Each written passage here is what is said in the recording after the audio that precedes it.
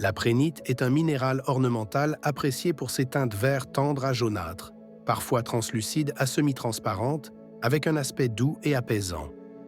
Elle fut découverte en Afrique du Sud au XVIIIe siècle et porte le nom du colonel hollandais Hendrik von Preen, gouverneur du Cap, qui l'envoya pour études en Europe. Ce fut l'un des premiers minéraux à être nommé d'après une personne, et prénite est resté son nom commercial et scientifique. Caractéristiques cristallographiques. Formule chimique, Ca2e-Al, Al-Ci3O10, OH, 2, système cristallin, orthorhombique, dureté, 6 à 6,5, densité, 2,8 à 2,95. Éclat, vitreux à nacré. Clivage, bon sur une direction. Cassure, inégale à subconchoïdale.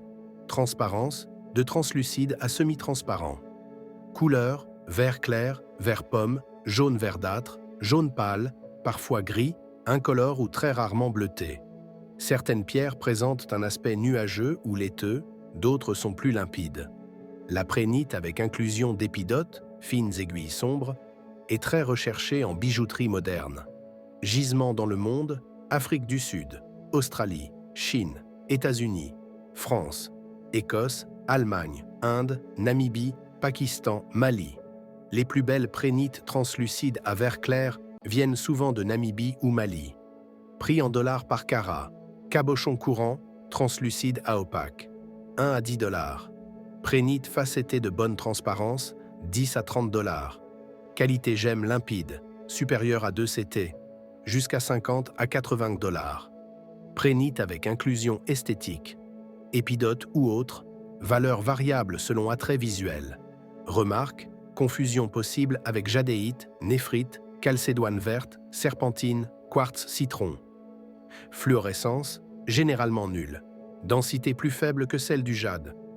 Traitement, quelques cas de teinture rapportés, rares, notamment sur les perles.